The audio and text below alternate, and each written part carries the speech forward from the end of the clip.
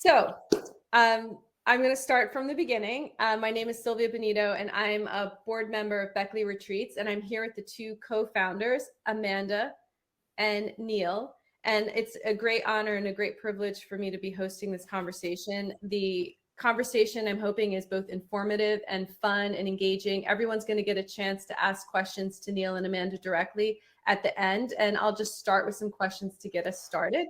Amanda is an inspiration in my life, and I know she's an inspiration in many other lives. She was really one of the brave pioneers who was speaking in a time when nobody else was saying what today seems so obvious, which is that the psychedelics that we have in our fingertips are transformational tools for society. And she was really one of the first people to say it in a way that the world could hear, because she's got an incredible background as a philanthropist, as a scientist. And so Amanda, in many ways, opened up these pathways that today we're calling the psychedelic renaissance. I am actually incredibly honored to be working with her, to be inspired by her. I feel like a lot of my own life work is in tribute to her life work. And I'm also here with Neil, who is a good friend. He's our CEO, and he's the one who's in charge of making this retreat business what it is today. And so I'm going to be basically just starting with a couple of questions to Amanda.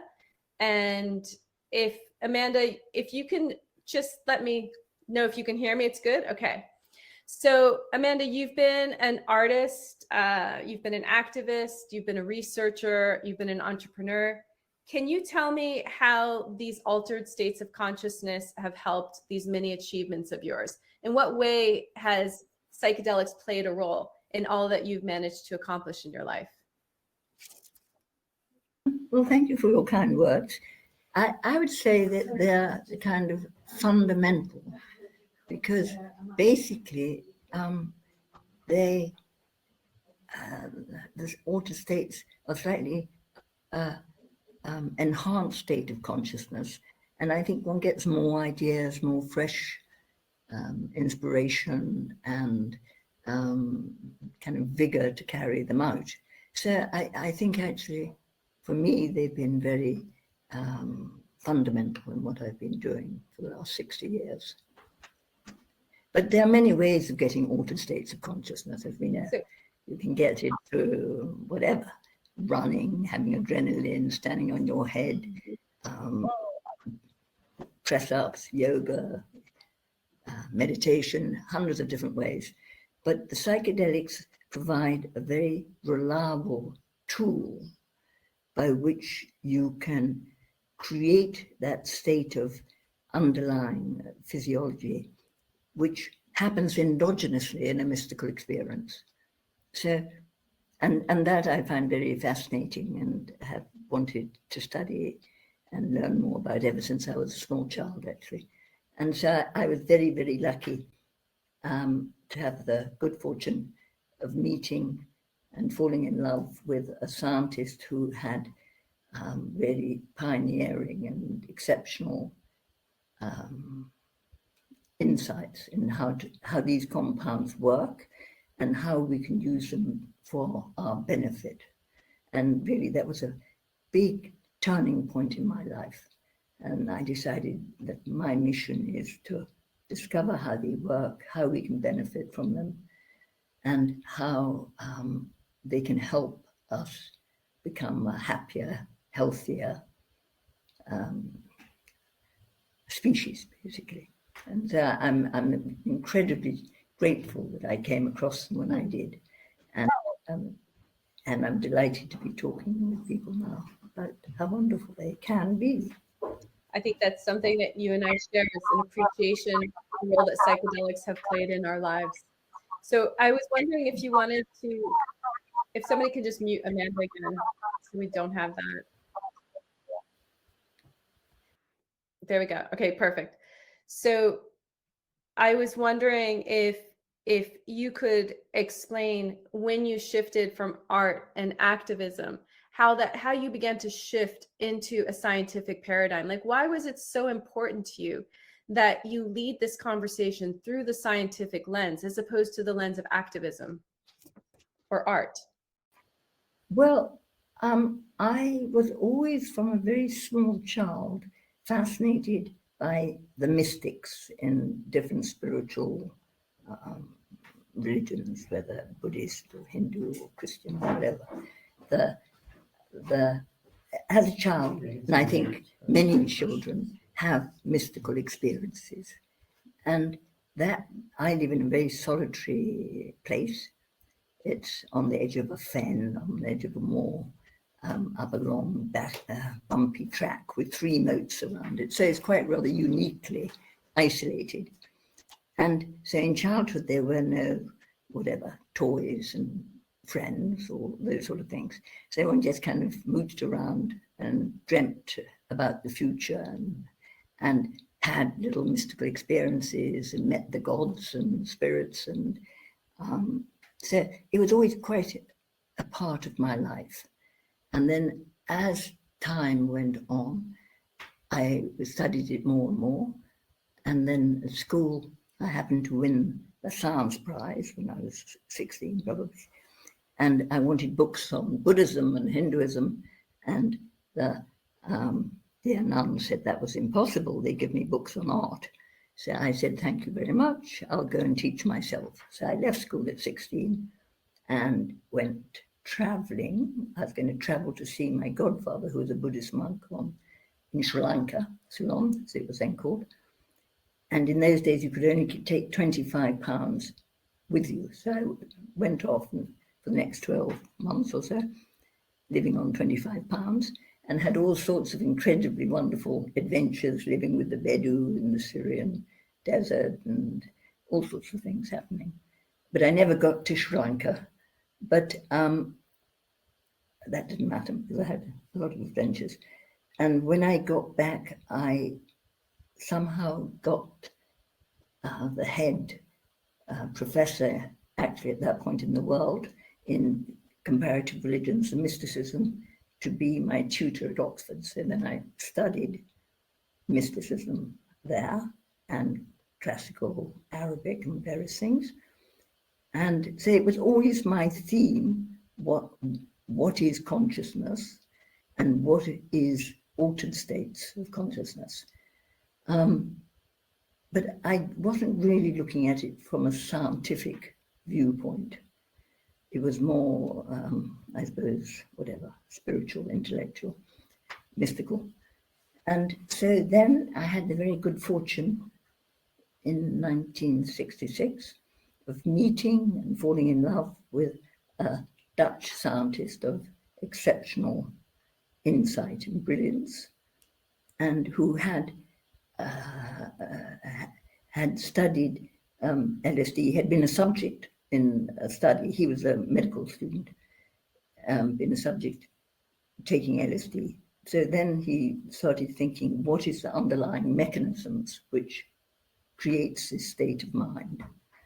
And so when I met him, I became absolutely fascinated with the mechanisms underlying these changes in consciousness which I'd experienced, and wanting to know more about the function of the brain as much as one could, psychology.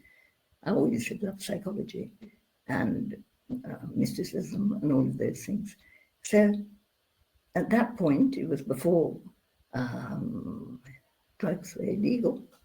And so we actually, with the knowledge I learned from him, I realized that you could live on a high dose of LSD and keep your concentration focused and work at a higher level than one normally manages to work.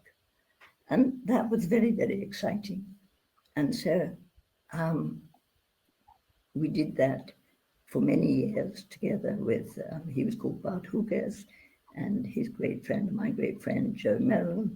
We worked on trying to understand better what are the mechanisms underlying consciousness, the ego, how humanity became so dominant, and why is it such a neurotic, why are we such a neurotic species, and how can we help kind of try to think of how to solve these problems, as it was obvious that we were getting, well, then not so much, but now we've an epidemic of mental illness. We most definitely are in an epidemic of mental illness. I think this would be a great segue to ask you a question, Neil. And I want to just start by apologizing because because of all the echo, I didn't do an intro to any justice. It's a true honor to have you as our CEO. And I was thinking that maybe you could start by sharing the story of how you emerged from active duty to become the CEO that you are today. If you want to give people a little bit about your background and maybe share with us the tipping point that really turned you to explore psychedelics in your own personal journey. Yeah, it's pretty simple. It was rock bottom, I would say. Although outwardly doing well, internally not doing well. And I joined the military really after September 11th, and then the run up to the Iraq War. I felt this really deep need to do that. I didn't know at the time, but many years later, I realized that actually military service is on both sides of my family, going back as far as we can see. So I guess it's in my blood to some extent. And I was in the regular Army for a bit, and then was in the special operations community with the Ranger Regiment. I went to Afghanistan twice with them, and got out and went to Columbia University for grad school. So I was doing well. I was high functioning. But, you know, the brotherhood was gone. The mission was gone. All anybody was talking about was money. And I was going through a divorce and was just a fish out of water in New York, and was really spinning, and had been trying lots of different Western American traditional approaches, however you want to define them. So all the standard SSRIs and anti-anxiety medications. I think I've taken every sleeping pill that's known to man. I'd be curious to check that, but I'm pretty sure I've tried them all. And you know, the thing that actually started to help was meditation. And I think, like, by the grace of God, I met this man by the name of Hom Nguyen, who was doing his PhD at Columbia. And he saw, as soon as I met him, I think he saw like me deeply and knew that I was struggling. And he took me under his wing, and he taught me how to meditate. And that began to help. That was the first kind of like opening. And I knew that there was something there. I had this deep intuitive sense that there was something really transformational in meditation.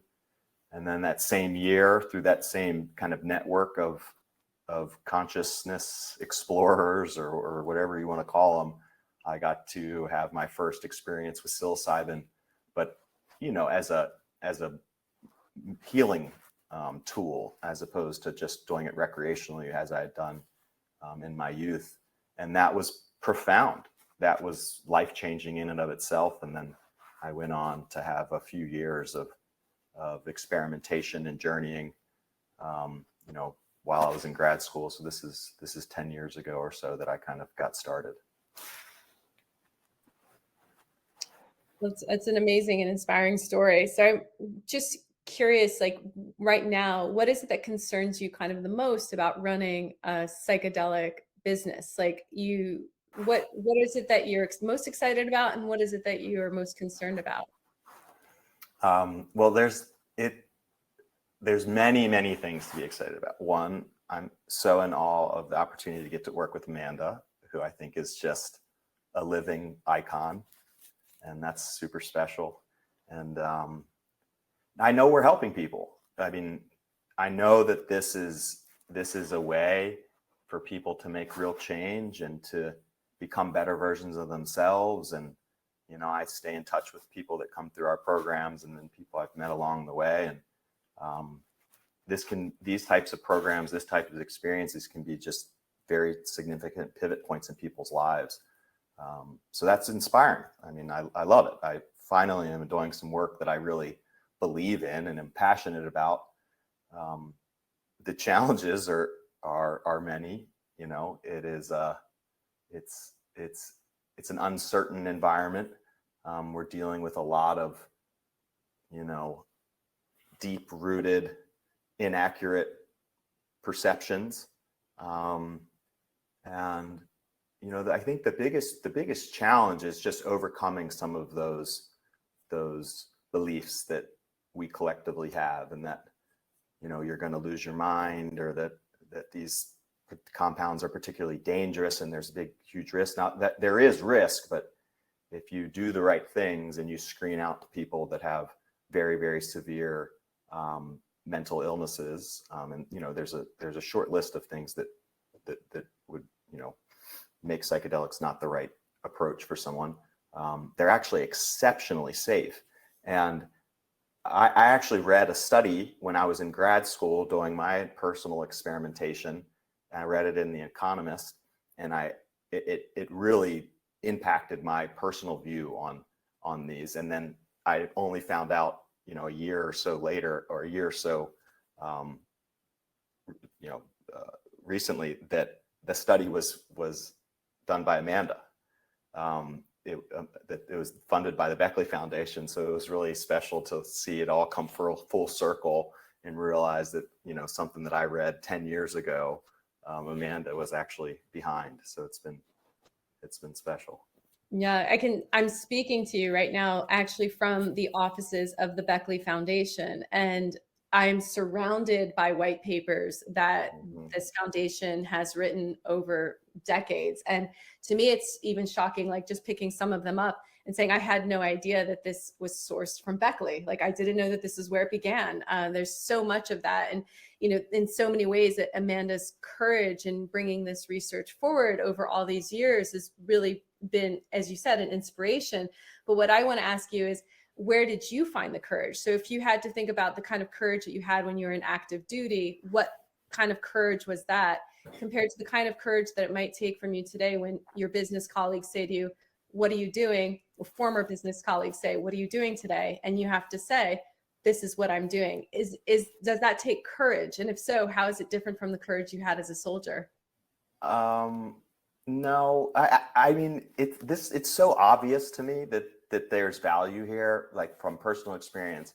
If you even just read just a bit of the research, and there's something special here. Psychedelics are going to help a lot of people in our lifetime. They've already helped a lot of people. So I just know, I know the value, and I'm happy to kind of be a spokesperson for this stuff, because I believe in it. It's changed my life. So I don't feel like I need to have a whole lot of courage around it. And the world's changed in the last 2 years, I would say too. The public perceptions have drastically changed, and I think it's positive. My family's known for quite some time what I've been up to, and I don't think that they would, particularly my father and his friends, would have been supportive. But now those guys that are in their 70s, late 70s, early 80s are asking me how they can get, how they can get mushrooms or how they can experiment, because they've read the research now, and they've seen the Michael Pollan book. And so we're living in a really special time where the world is finally opening up to this work. Yes, and I think that vets are such an instrumental and important part of leading that conversation. I'll just share a story of a vet that Beckley we kind of as a team kind of circled around a vet recently who was needed to have access to psilocybin to deal with some PTSD that he was suffering from also having been in active duty. And what was so impressive to me was, his wife was so reticent. She was so suspicious, and she was sort of like, I don't know, we've tried everything, but this seems a little bit crazy. And, she was so afraid for him, but he had done so much research and so much study, and he knew what he wanted, and he knew where to look for it. And he knew that it had to be in a safe setting, in a clinically supervised model. And I am just so impressed because he wrote to me the other day, and he said that, since he had his healing, he hasn't touched a drop of alcohol. And this was somebody who is a functioning alcoholic who was drinking 10 to 12 drinks a day, and a father of a family and a businessman. And so when I hear these kinds of stories, and I think about how we can possibly be a part of that narrative and how that's going to leverage and scale, I get super, super excited by that. So Amanda, I have a question for you. What are you most proud of when you think about the legacy of Beckley?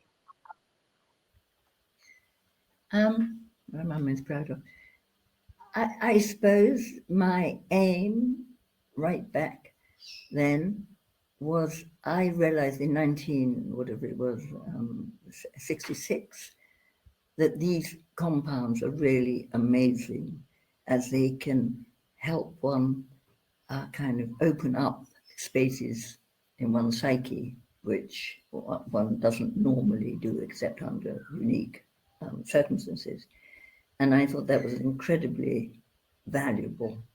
And when I discovered how one can do it and how one can keep control of the altered state of consciousness, so that one can concentrate and think and perform and, work and have fun and all of those things,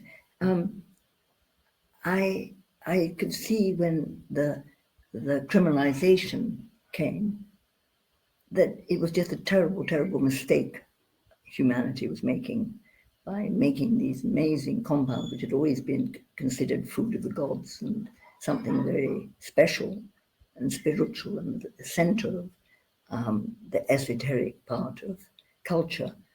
To make them criminal was just insanity. So I never really let that trouble me in the sense of stopping me explore my own psyche brain. That's why we love you so much. Thank you. And so, because the place I live in is terribly isolated, and one's not really that conscious of the outside world or what the government or authorities are saying. So, and I do think they can flood everyone, with more joy, with more fun, more understanding, compassion, all the human qualities we value. I think they have the potential to encourage. And therefore, I feel that making them illegal was a most terrible human error, which needs to be corrected. And one mustn't let it impede one from understanding how they work and how actually the individual and society would be better if they were integrated into society. And I realized back then, in the late 60s, that the best way to do that was through the language of the culture of the times, which is sounds.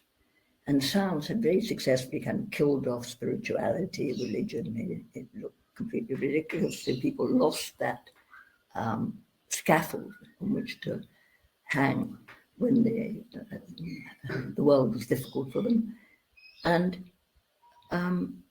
so sounds, I realized that it was only by showing in the scientific language how they work and why are they so valuable, that we could change the setting which we were falling into, that these are dangerous compounds which criminals use and are used to bring down society. In fact, they're at the center of society. They have been throughout history. There's been, if one looks carefully into history, one will see very, very often the psychedelic sacrament is at the center of, like the whole classical Roman Greek world had Eleusis as its capital, where all the Greeks who we know of, Socrates, Plato, everyone we know of, they went and experienced the mystical experience of dying and being reborn. And that colored their philosophy and their thought and their maths and everything they did and their art. And that's the same around the world, in India, in Latin America, in all the different parts of the world, which used psychedelics of some sort to alter consciousness. It was nearly always at the kind of center of the spiritual world and intellectual. You know, and I was going to, sorry to interrupt, but if you could just mute Amanda for a second. If one of the things that I think is so important about what you're saying is that these substances and these mystical experiences have always been available to us, and they're really at our fingertips.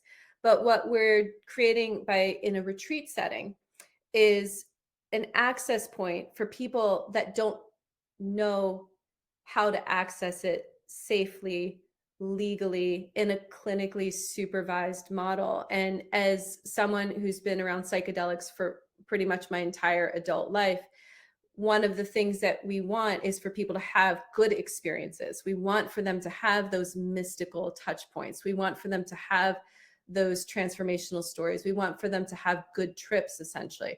So a lot of what we're doing in the retreat model is creating that safe container that optimizes the results for people who want to experiment with these things. So one of the questions I had for you, that I'm just curious to see what you would say, Neil, is like, did you ever have a bad trip? Did you ever have, a difficult experience where you thought, I don't want to do psychedelics again, and I'm not, I'm not, this isn't for me? Or were you always able to kind of experience it in a safe and controlled setting? I had a couple in my youth that were not positive. And it was because I didn't know what I was doing. It was wrong set and setting, wrong people, mixing it with other stuff, not having a plan. So those I had I would maybe take some of those back. Once I learned set and setting, and the right approach, I've had challenging experiences, but I haven't had any traumatic experiences. I haven't had anything that I don't think was net positive. And I think that's important, that sometimes you can have challenging experiences, even if you do all the set and setting right, but they can be very positive. What we want to prevent is the traumatic ones, which I think can be, completely prevented as long as you do set and setting right. 100% completely preventable. We got a great question already in the chat. Are these retreats legal, or are they occurring in the fringe? These are completely legal. That is why we are so excited about what we are creating. We have a fully legal retreat setting. Again, with, we have a true program. So this isn't like maybe some of you have heard about shamanic retreats where you just go and you have like a psychedelic experience and then you leave. This is a program. And that program consists of a preparatory process. It consists of a retreat. And then there's 6 weeks of integration afterward, which is really where we do the work to actually make use of the psychedelic experience. It's where we actually do the work of the rewiring and the resetting and the reprogramming of things that no longer serve us. So what we're really created is an 11-week program that is fully legal. So it's a great question. And I wanted to just elaborate a little bit more in terms of like why set and setting is so important, is that these are incredibly powerful substances. Psilocybin in particular, I think, has been a very key part of the evolution of humanity.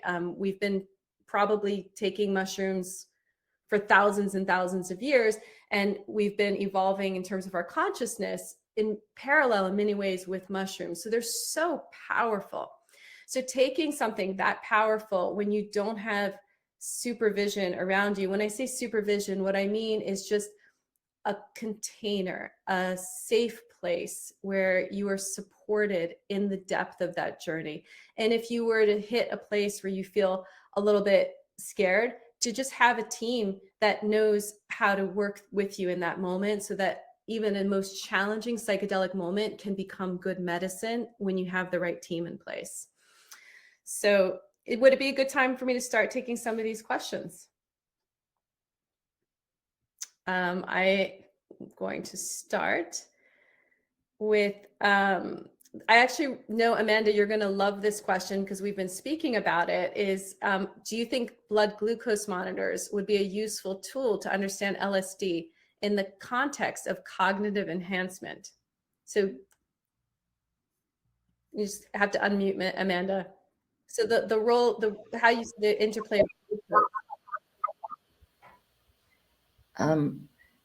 The interface with, say that again, I couldn't quite hear you. Yeah, so we were speaking about how there are these continuous glucose monitors now, where you can see your blood sugar continuously, and that what is the role of monitoring blood sugar when you're having an LSD experience? Like, how does the blood sugar play a role in terms of cognitive enhancement?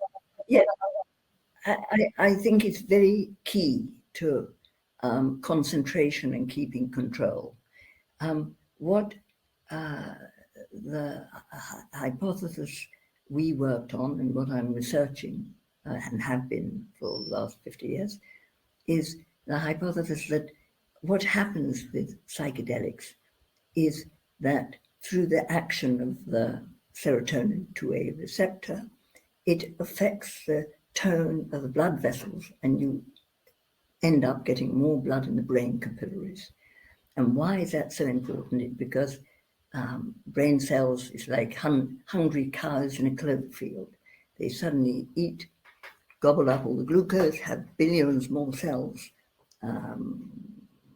sparkling, interconnected. So you get a much wider, deeper sphere of consciousness. And that is experienced as a general deepening of the conscious state. And because brain cells in the cognitive areas are fairly late in development, in evolutionary terms, they're quite extravagant in their use of glucose. So when you have billions more brain cells combusting, the glucose level of the blood falls, and then rather like a diabetic, it's difficult to keep the focus and the control on one's thoughts and behaviors. And so I think it's very important to understand the physiology underlying these altered states of consciousness so one can optimize them. And I think the wonderfulness of the retreat is, as Sylvia is saying, it gives a safe setting for people to experience these altered states, which can be a little bit nerving because they're not the daily states, but at the same time, in an amazing way, they open up the deep state which you feel endogenously, which is the mystical state. And strangely, that state is very much associated, we've shown in our research, and other people have too, that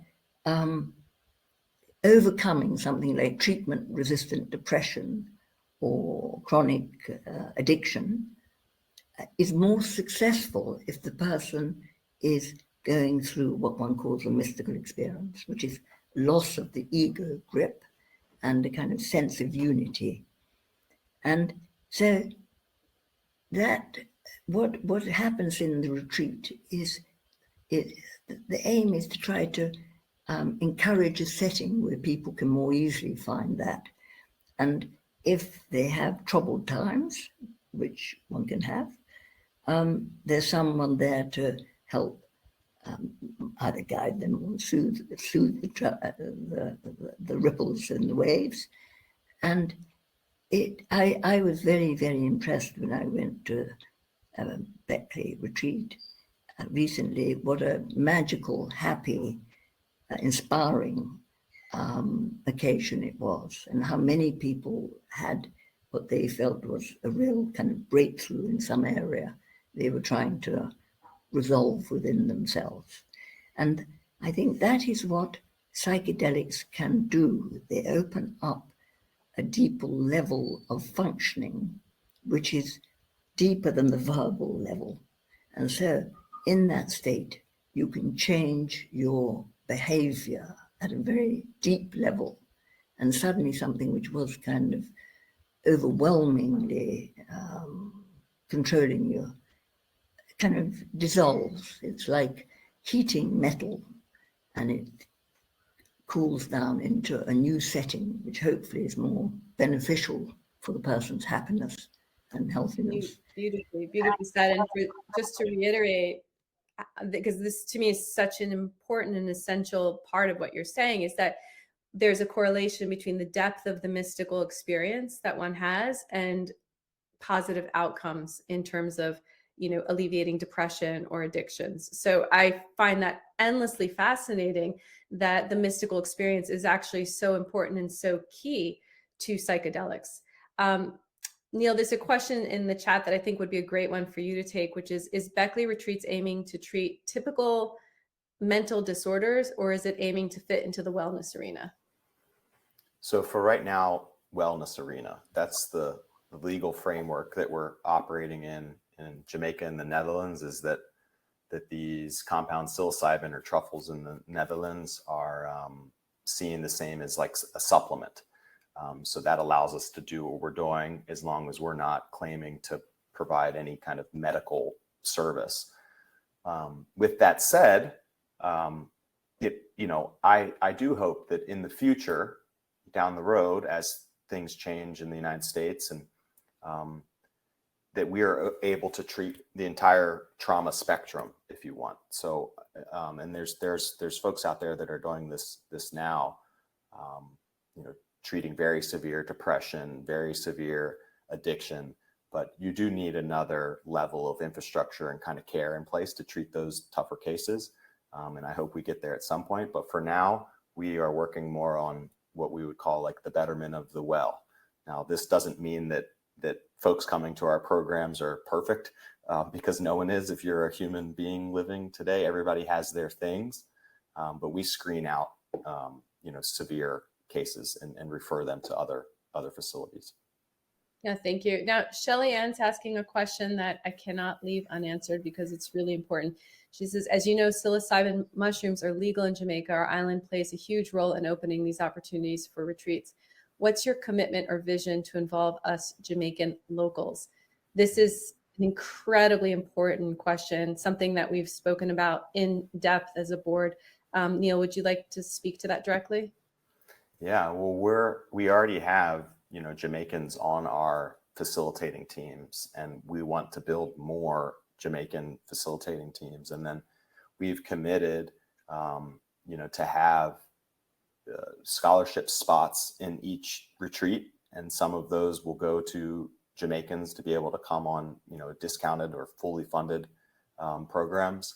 And then we're also looking at now ways to support the local community. So, I mean, we don't have it fully figured out now, but we're committed to making sure that not only the folks that own the retreat center, but the local community in which we operate benefits as well.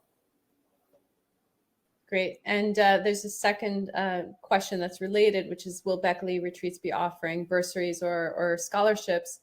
So this wonderful medicine isn't only available to the financially comfortable, but also to marginalized communities. Yes, the answer is yes. We've already offered quite a few discounted seats and free seats in our programs.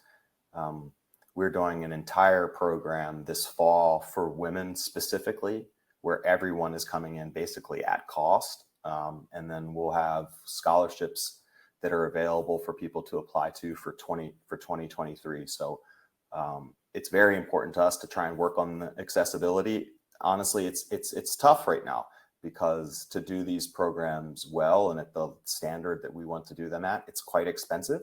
But we're going to figure that out. And then I think over time, as we get more scale and we become more efficient, we'll be able to get our costs down and be able to do even more.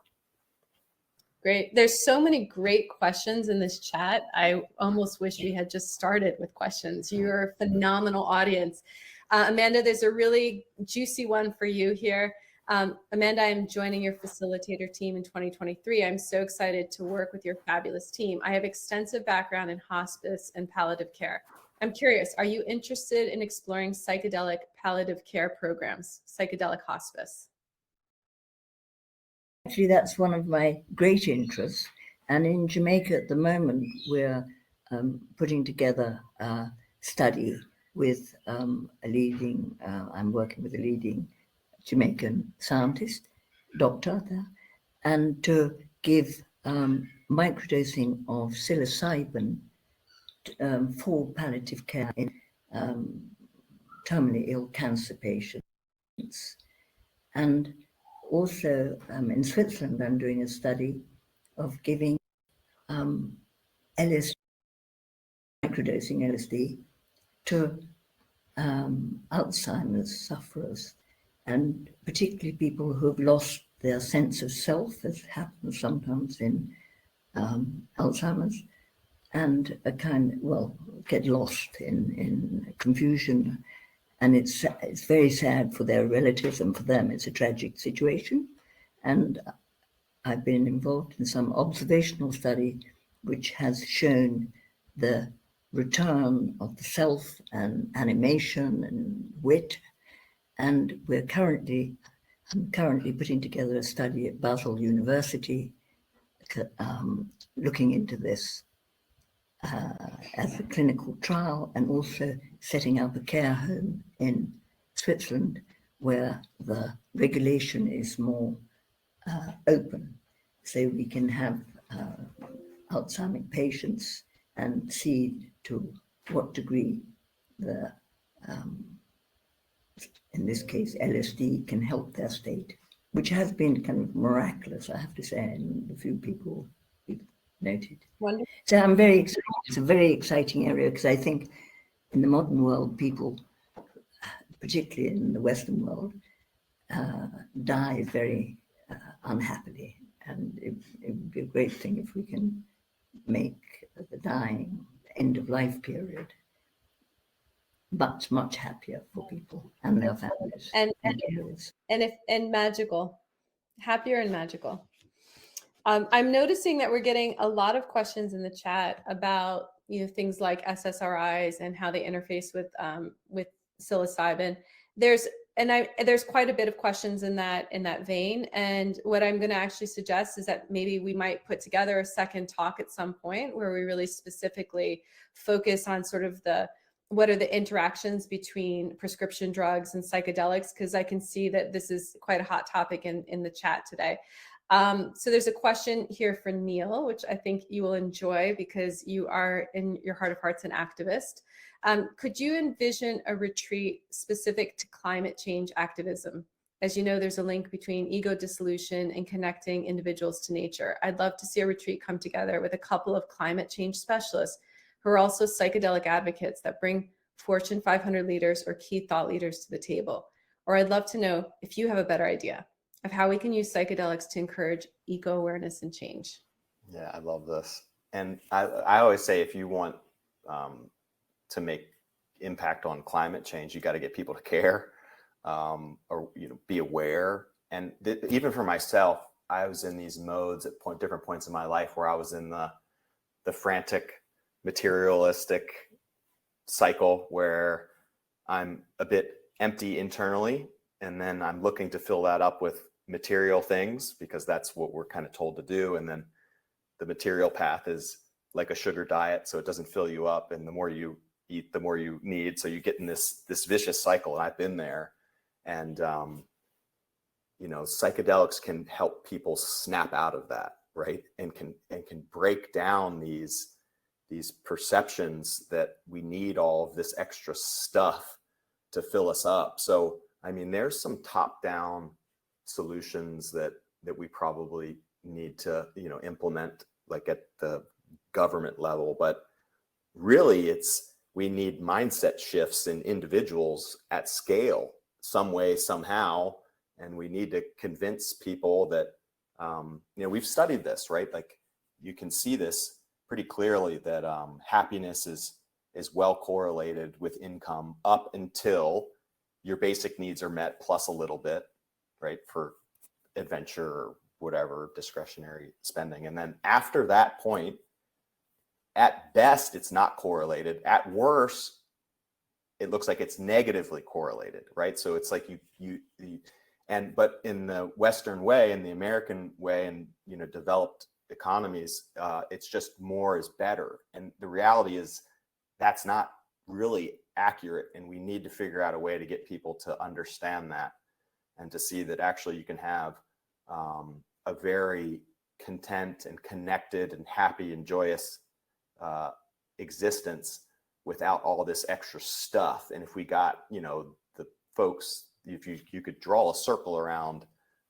the folks that are having the worst impact on the climate and on our environment, and these are these hyper consumers, and many of them are in the developed world. And I think that psychedelics and some other practices that we teach in these programs will help people get out of those modes and, not just do the thinking mind rational exercise, but actually feel the interconnectedness of things, realize that we're all in this together, whether we want to be or not, and that we all have to make some change. So yes, I would love for us to bring down more leaders and folks that are trying to make big change in the world, and let them experience how this can really, shift perspectives.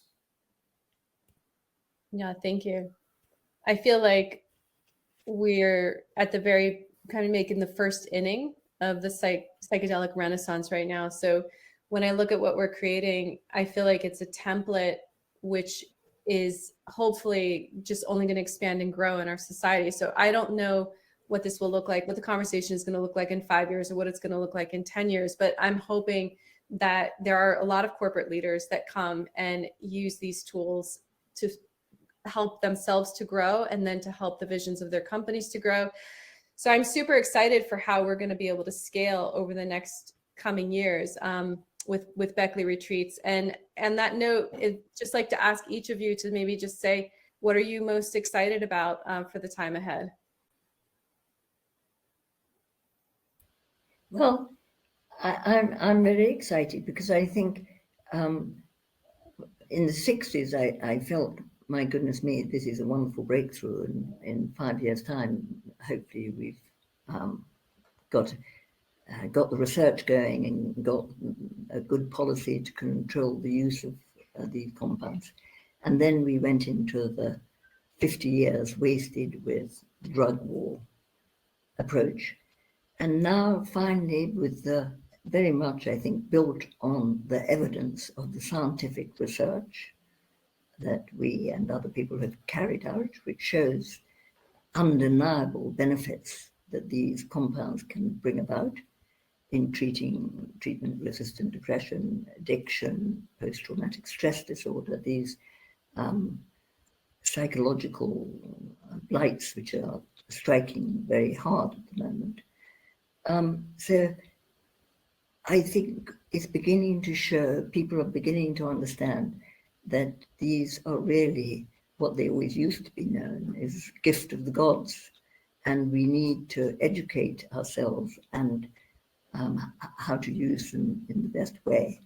And society needs to provide safe places where both the sick can be treated, but also the well can expand their consciousness. And that, of course, is the aim of the retreat concept, is to provide a safe setting where these compounds and the changes they bring about can be experienced, and people can undergo the beneficial effects. Because research has shown that it creates all sorts of unexpected increase in nature loving, increase in compassion, increase in mindfulness, and indeed in fun. And also, it's very non-specific, the areas of benefit which can be got from the clever use of these compounds at different levels, both full dose, which can break down barriers and psychological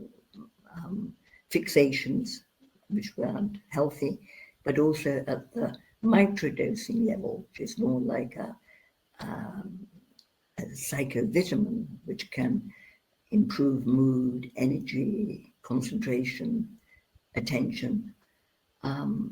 So I think they've got immense potential to increase the health and happiness of the human beings. And I'm very excited that we're heading finally into a world where we can talk about it and hopefully spread knowledge and do the science which we need as a backbone, and the change in policy, I might say. Great. I'm going to actually pop in and give you some suspense before Neil answers his question. And if you look in your bottom left-hand corner, we wanted to invite you to hop on a call. We've created a little bit of time on our calendar, especially cleared out Neil's calendar, to hear more about our 11-week transformational program. Click the image on your screen in the bottom left, or feel free to close it out and enjoy Neil's answer. Thank you so much today for joining. Thank you, everybody. So great honor. Yeah, I mean, what am I most excited about? I love the individual transformation. You know, I love, look, you know, building a business, even a psychedelic business, is exciting and fun as it is. Sometimes, some days it's really challenging, right? It's complex, and but I get the opportunity to connect with people that have come through programs, or friends that I've had that have, you know, turned to this work, and it's amazing to know that people are better versions of themselves now for embracing these practices and trying these compounds. They more empathetic, more patient, more kind, more generous. We need more of that in the world, and that it's super inspiring to me. So I hope that we can just touch more people, and then, you know, I think that there's a powerful ripple effect too when we bring through leaders, influential people who already have, you know, spheres of influence and resources and are very capable. And if we get them a bit more heart-centered and pointed at a more service-oriented direction, trying to help the world instead of just maximizing their own material benefit, that will have a powerful ripple effect, you know? So I think that, you know, if we give us enough time, we can have a really measurable, meaningful impact on the world, and we need it. we need it really bad. So